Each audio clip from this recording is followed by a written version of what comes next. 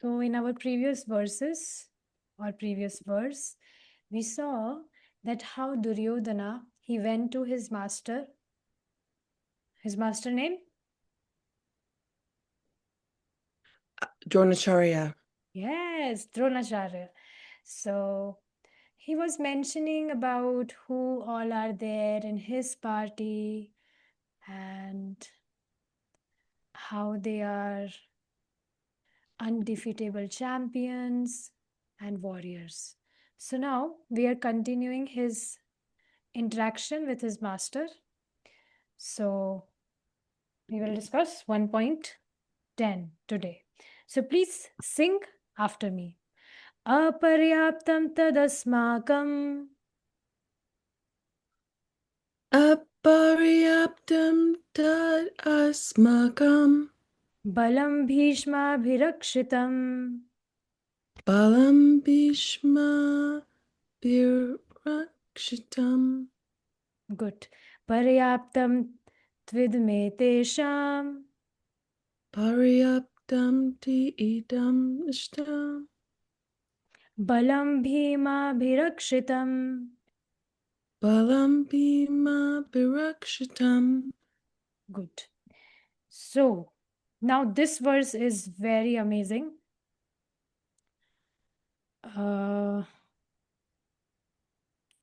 See, aparyaptam means not sufficient.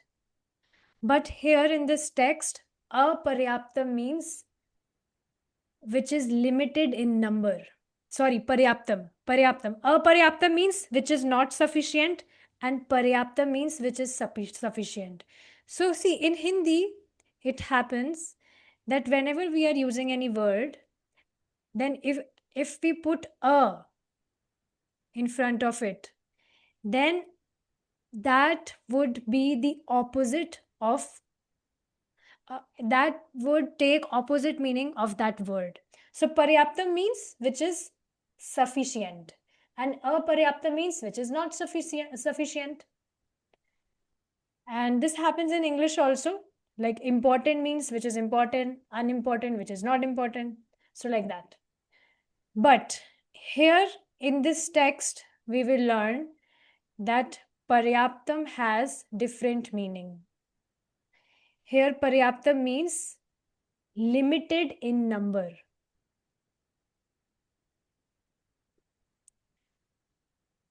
Yes, paryaptam means limited in number.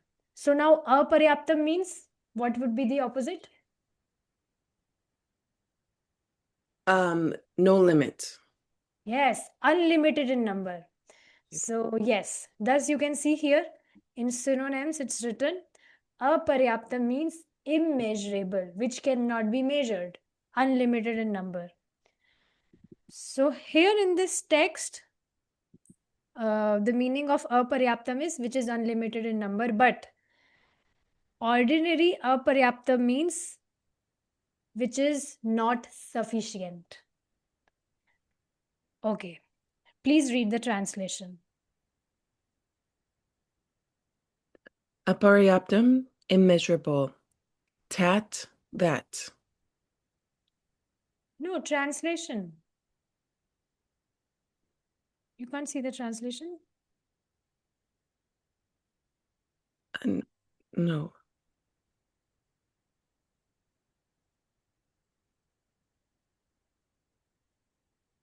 You want me to read from my book? Let me share the screen again if it's not visible, because it's visible to me. Now is it visible, the translation? Yes. Yes, Mataji. Please read. Our strength is immeasurable, and we are perfectly protected by grandfather Bhīṣma, whereas the strength of the Pandavas, carefully protected by Bhīma, is limited. So now Duryodhana is saying to Dronacharya, his master, that our strength is immeasurable. It's unlimited in number, which cannot be measured. But actually, this is not possible because strength was limited. It's just it was 400 times more than Pandava's army. But then also immeasurable means it's very potent. Why? Because we are perfectly protected by grandfather Bhīṣma. So we already know that Bhīṣma, he has a benediction that he cannot die. He can only die by his own will. So because of this reason, Duryodhana is saying that, oh, our strength is unmeasurable and we are perfectly protected by grandfather Bhīṣma. Okay. Now, on the other side, Pandava's strength, because it is protected by Bhīma, that's why it's limited. Now, Bhīma, who is Bhīma, if you remember?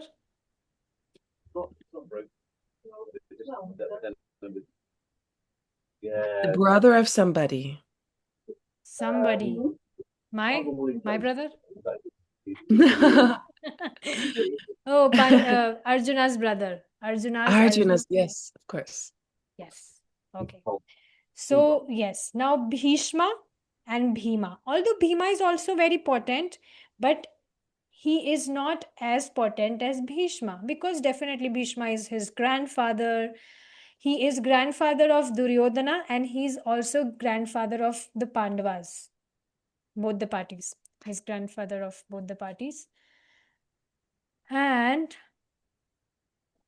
so, because Bhima, he is his grandson, so that's why definitely his strength are limited in comparison to Bhishma. So, it's mentioned that Bhishma had the potency of 1,000 elephants. Oh. So, yes. So, he's saying this. Now, let's see the commentary of Srila Baldev Vidyabhushan. But how can you achieve victory when the troops are equal on both sides?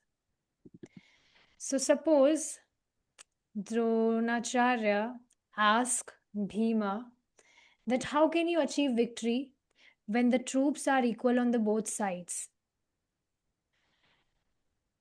So on this, Duryodhana is telling to him. We discussed that he was mentioning the names of the armies of Pandavas, then the armies of his side. So after mentioning the name, conclusion was that parties are equal on both the side. But he was saying this because of his fear. Although he had 400 times more army than Arjuna or Pandavas, but then also he was fearful. But again, in order to hide his fear, he said, "We have more troops. Our strength is immeasurable and is protected by Bhishma, who is more intelligent and Atiratha." So one should understand, although Bhima was also potent, but because he had less experience than Bhishma.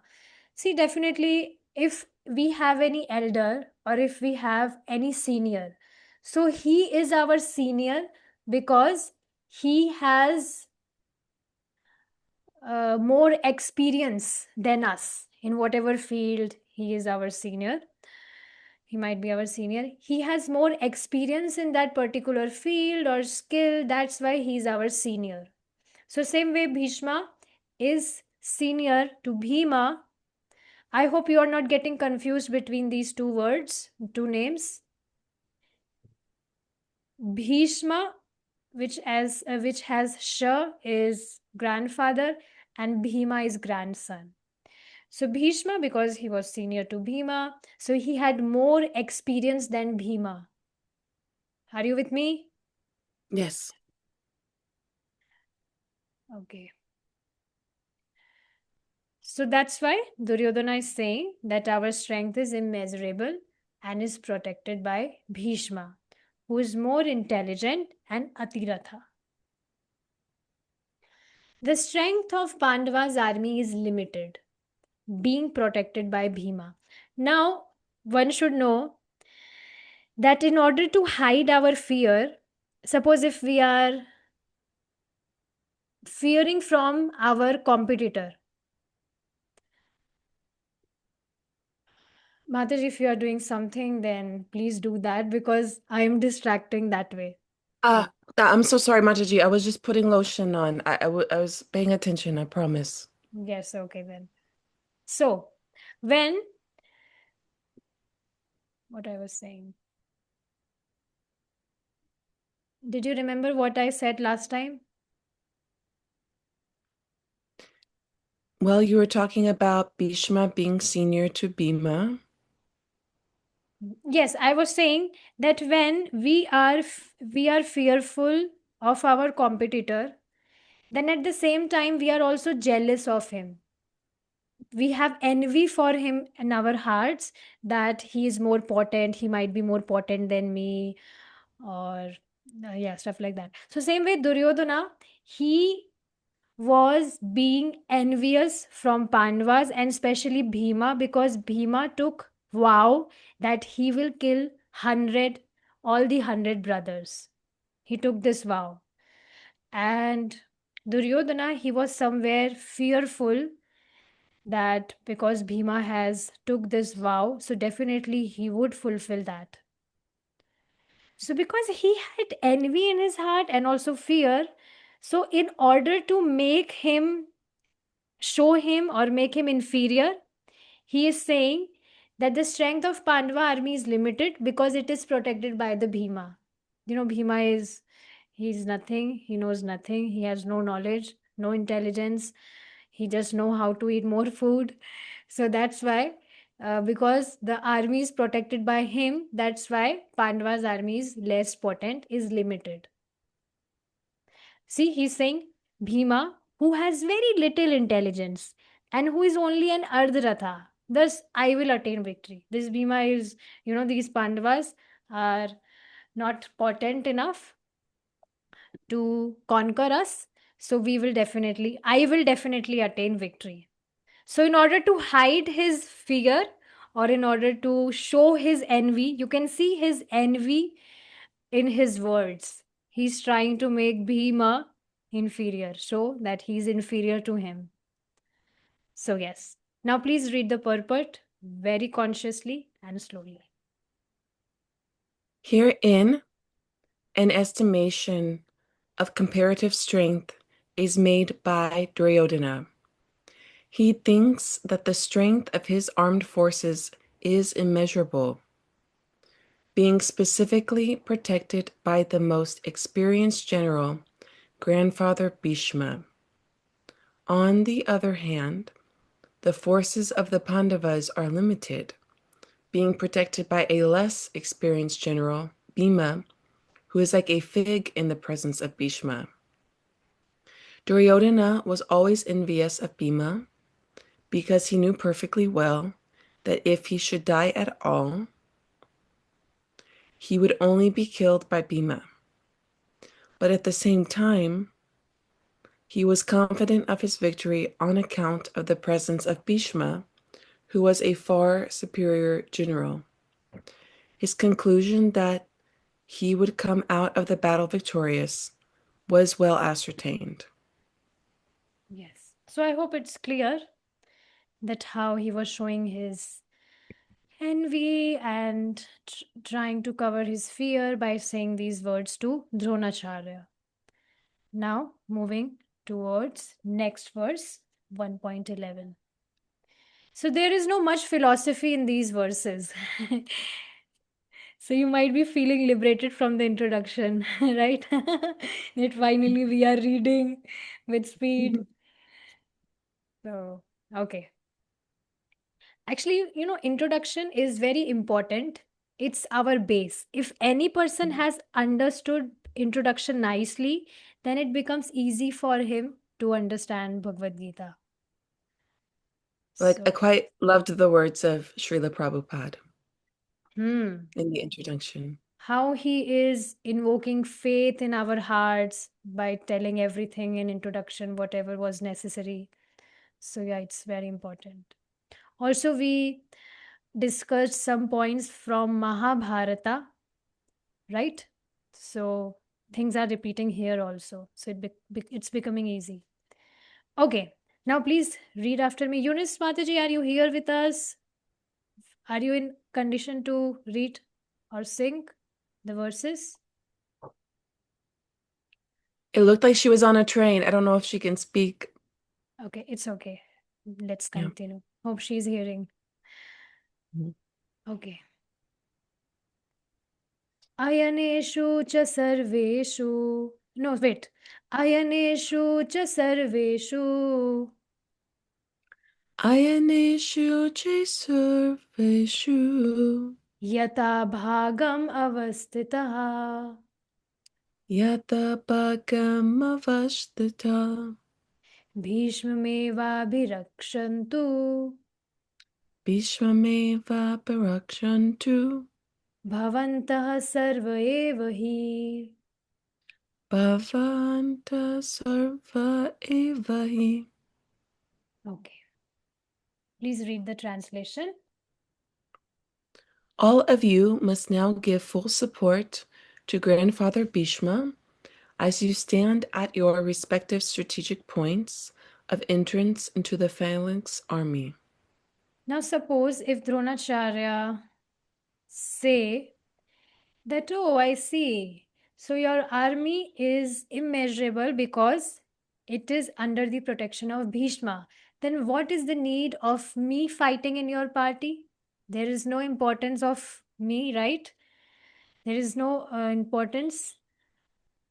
So if Dronacharya say like that, so on that, see what Duryodhana will say. If Drona understands the meaning of my words, he may become indifferent to fighting himself. This will damage my plans. Therefore, I will give him personal responsibility in this war. So, Duryodhana, he is thinking in his mind while, interacting with his master that, okay, I mentioned about the potency of Bhishma, but Dronacharya may somewhere feel inferior about his potency or power. So, yes, if he understand the meaning of my words, he may become indifferent to fighting himself.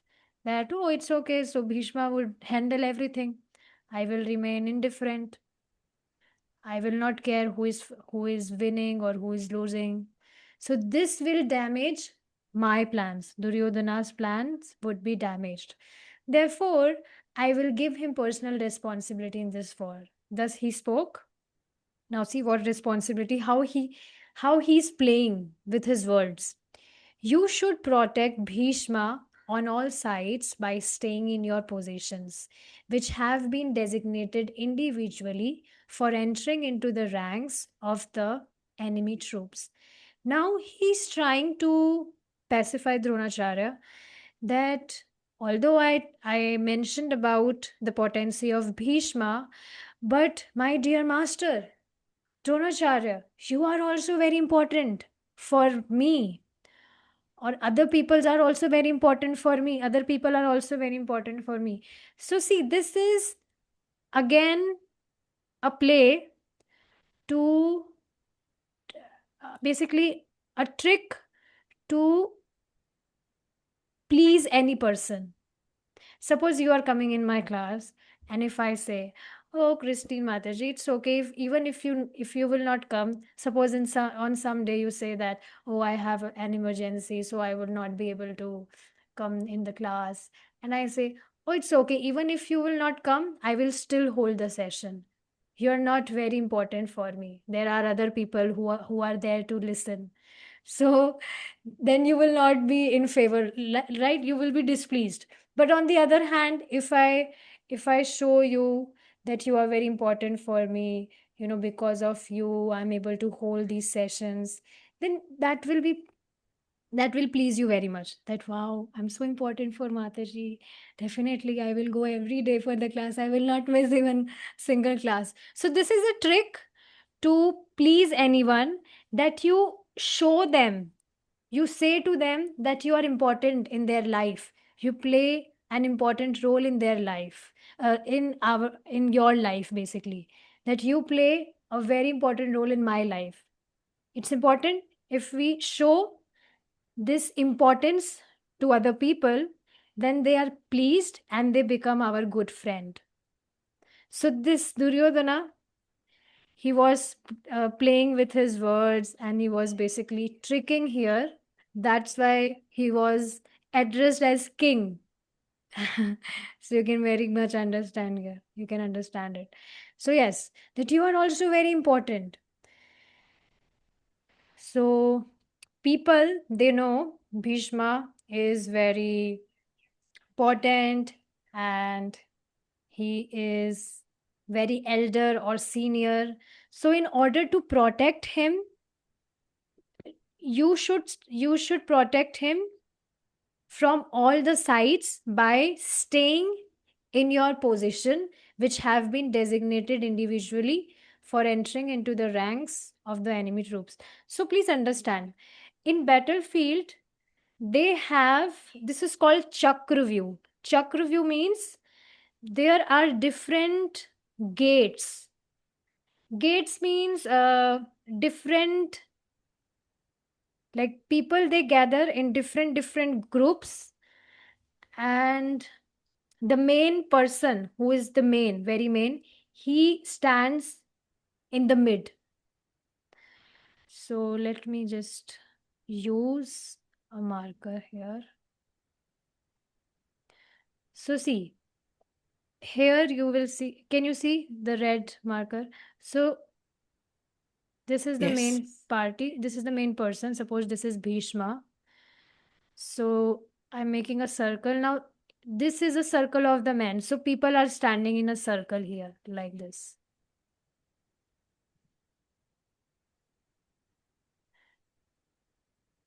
So like this, people are standing in a circle. So this full circle will be full of people. Then again, one more circle, then one more circle. So like this is called chakra view, where many people are there. So Duryodhana is telling that Bhishma would be in the mid because he is most eldest. So you need to protect him from all the sides, so that any person or anyone may not cheat and they may not attack on him from this from the back or from other sides. Definitely from front, Bhishma would be fighting. So if anyone would attack on him from front, then Bhishma would conquer him. But suppose if any person cheats him and if he attacks on him from the back or from other sides, so in order to protect him, it's important that you all take your positions. He's telling to other people also who are listening, and Dronacharya also, that you are also very important. You you should protect him from other sides. So yes, he's saying like that. Okay. So you should protect Bhishma on all sides by staying in your positions, and so that enemies, they may not attack him from wrong sides. Act in this way so that he will not be attacked by others, since while being absorbed in fighting, he will not be looking on the sides or behind. So when any person, even if he is in battlefield and if he's fighting, so his whole absorption is in fighting with the person who are attacking on him from the front. But his absorption, he will not look on other sides or behind, at the back. So yes, he is instructing them that you please protect him. My victory will be accomplished while Bhishma, the general, is unaware of my arrangements. Now this is very interesting. What does it mean? So my victory will be accomplished while Bhishma, the general, is unaware of my arrangements. Now, what was the intention of Duryodhana to fight with Pandavas, or basically he is a complete cheater and he is completely an unrighteous man. Bhishma already knew it. But Duryodhana, he was assuming that no one knows my plan. For everyone, I am still an innocent boy. But it's not like that. Everyone knew him. See, the intention is as follows. Bhishma is our grandfather. You are our teacher, he's saying to Dronacharya. You too are known to my fervent well-wishers. You too are known to be my fervent well-wishers. For though you knew the injustice I did at the gambling match, you did not speak a word when Draupadi asked for justice. So, when Draupadi was being undressed in the assembly, so no one spoke anything. Everyone was there. Bhishma was also there. Dronacharya was also there.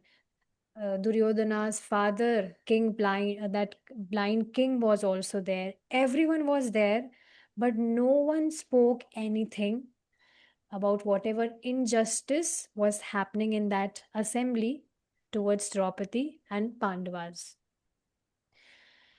So, Bhishma, he was, because he was very potent, so he had the courage. If he would have, if he would have stand up and basically used his weapon, basically there was no necessity of using the weapon also. If he would have just said to the Duryodhana that, oh, hey, rascal, what are you doing this? This is injustice. You can't do this. If he would have even said this in the assembly, then also people or whatever, whoever was assembled there, they would not go against Bhishma's instruction or words, because Bhishma was eldest. He was even elder than the king, that blind king himself. He was elder than him also. But later it's mentioned in Mahabharata, he said, it's very important that although he knew Adharma was going in that assembly, but because he ate the salt of Duryodhana, or that kind blind king, all life, so that's why his consciousness was also contaminated. So it's very much important that whatever food we eat, if it is not cooked with good consciousness, right consciousness, then it may affect our mind. So it's very important. So he mentions this in Mahabharata. Because of this reason, he was bewildered. But anyways, so yes, Duryodhana is saying that you knew that the injustice I did at the gambling match, you did not speak a word. Whatever was happening, you were all quiet. Even that blind king didn't speak anything. And because that blind king was quiet, so because of him, everyone was quiet. That if king is not speaking anything, then how can we speak something? So like that. So also, here again, Duryodhana is showing his fear. I mean, in his words, you can see his fear, that he's trying to tell his master that you both are my well wisher, and even you didn't spoke don't didn't speak that time also, then right now also I request you that right now also, because of affection for Pandavas, you may not become sluggish or irresponsible. See, he thus made this request so that Drona would give up his trace of affection for the Pandavas that was still visible. So, see, the heart of Dronacharya and Bhīṣma, it used to fill with affection whenever they were fighting with Pandavas, because the Pandavas were favorite of Bhīṣma and Dronacharya. So, yes, because their heart would fill with lots of affection and compassion for the Pandavas. And Duryodhana would definitely see that. So that's why he's saying all these things.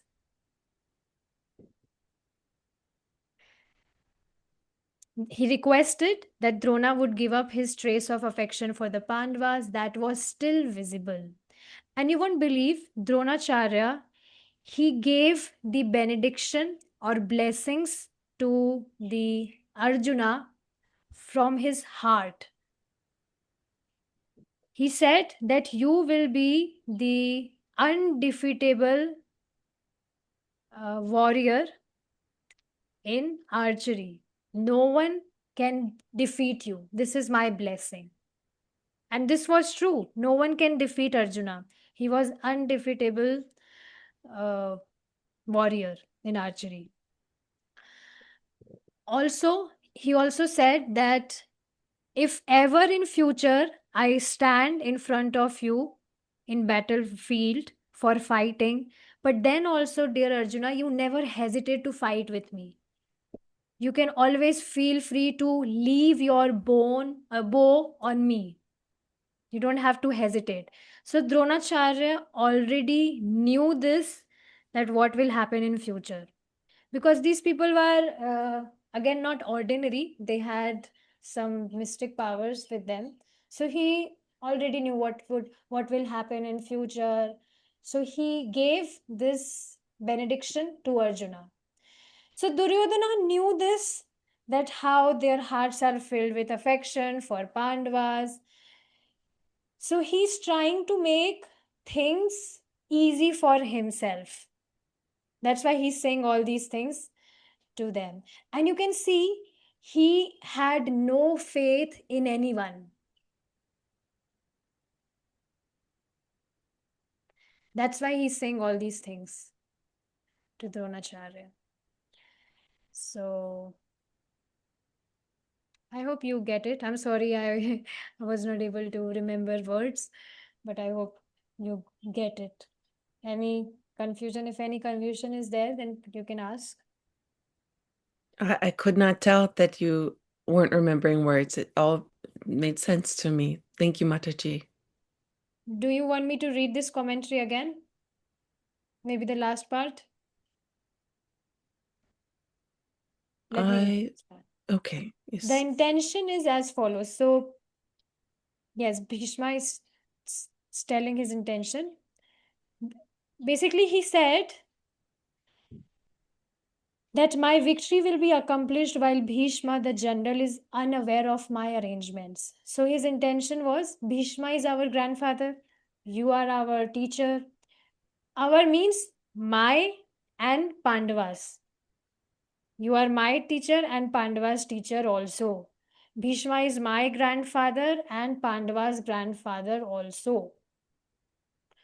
But you two are known to be my fervent well-wishers. Why? Because you knew the injustice I did at the gambling match. You did not speak a word when Draupadi asked for justice. He thus made his request so that Drona would give up his trace of affection for the Pandavas that was still visible. So he's trying to declare that earlier also you were at my side. So right now also you please be in my side only. Don't go in the side of Pandavas. And you make me win this fight. Now please read the purport.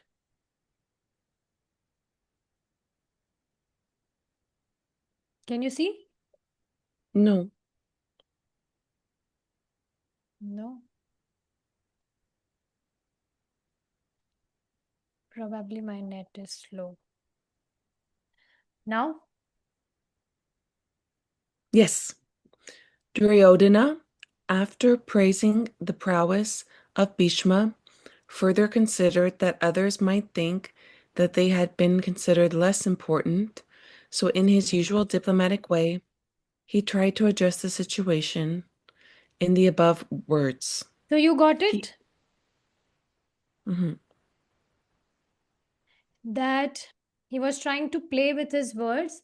He was trying to pacify Dronacharya that other people might not think that they had been considered less important in comparison to Bhishma, because he mentioned that, my army is protected by the potency of Bhishma, and Pandava's party is protected by the potency of Bhima. So he only mentioned Bhishma's name. So, yes, in order to pacify them, he said the above words. Please read.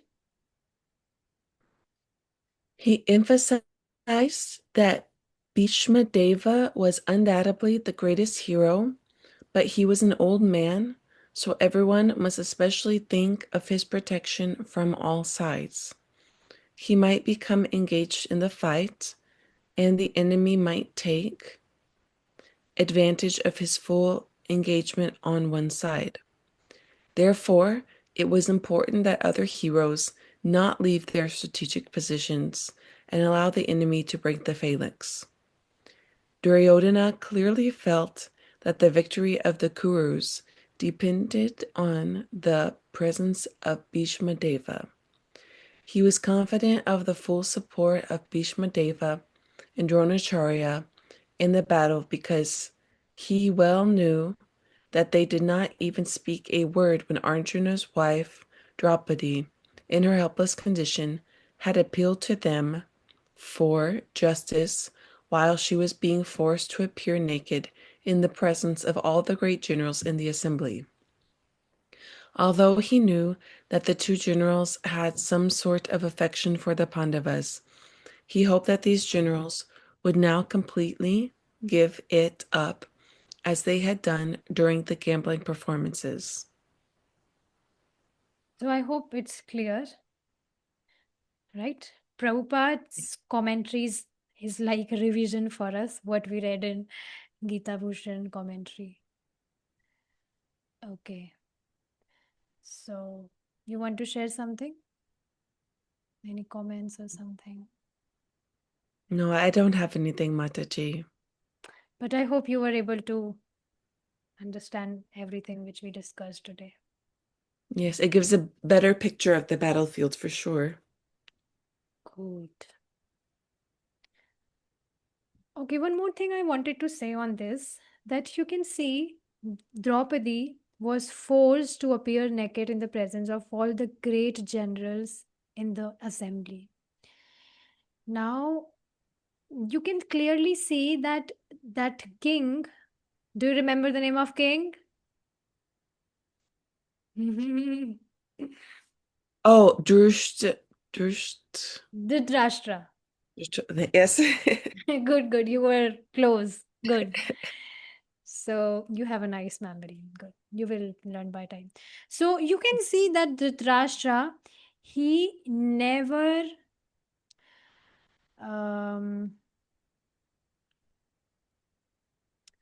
he never assumed Draupadi as her own daughter.